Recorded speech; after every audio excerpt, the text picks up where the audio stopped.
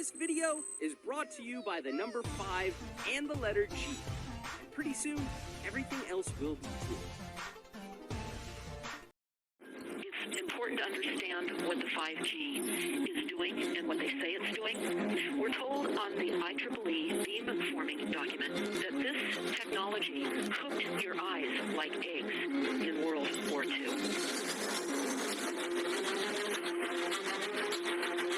And you all need to understand these are military weapons. These are assault frequencies. If you garner nothing more than that, that's what you need to know. It's microwave radiation warfare is what this is.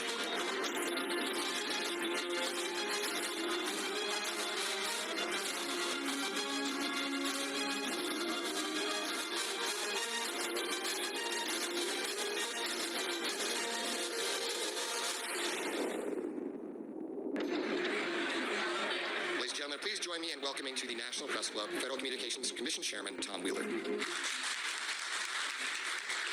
It's an honor to be here at the National Press Club. The first generation wireless 1G was voice. The second generation 2G allowed both talk and text. The third generation 3G, the internet, in a limited way. And today's technology, 4G, completed that digital migration. But if anyone tells you that they know the details of what 5G is going to become, run the other way. You must consider the whole part played by electricity in nature. Human beings cannot go on developing in the same way in an atmosphere permeated on all sides by electric currents and radiations. It has an influence on the whole development of man. This life of men in the midst of electricity, notably radiant electricity, will presently affect them in such a way that they will no longer be able to understand the news which they receive so rapidly. The effect is to damp down their intelligence. Such effects are already seen today. Even today, you can notice how people understand the things that come to them with far greater difficulty than they did a few decades ago. Rudolf Steiner, 1924.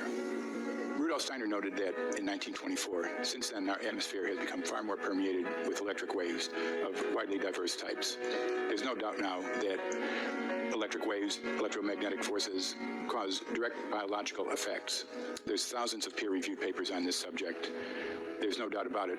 But what are these effects? How are they affecting us? What can we do about it? We're now at a stage where we're putting in what's called 5G, which is a special type of broadcast for high-density information transfers. And it turns out that this is the same frequency bands that are used in crowd dispersal weaponry. Well, I joined the Royal Navy in 1960, and I specialised in microwave warfare. Radar, obviously, which uses microwave, but they don't just teach you radar, they teach you all about microwaves and other uses. So I understood about microwave warfare and how it can damage people, how it can harm people. Microwaves then were used as weapons, as they are today. It is a perfect stealth weapon, and when governments don't like a group of people, for instance, the ladies who protest at Greenham Common in England about the American missile base they camped, they were microwaved. We microwaved Catholics in Northern Ireland to make them sick. It goes on all over the world. And it's a weapon that you don't know you're being targeted because the dose is very, very low, which is actually more dangerous than a high dose. It's very, very low, and it may take a year or two, but you can cause neurological damage and cancers with low-level microwaves, and you can make all your opponents sick. It's a perfect weapon for a government. Our impulses are being redirected. We are living in an artificially induced state of consciousness that resembles sleep. Their intention to rule rests with the annihilation of consciousness. We have been lulled into a trance. They have made us indifferent to ourselves, to others. We are focused only on our own gain.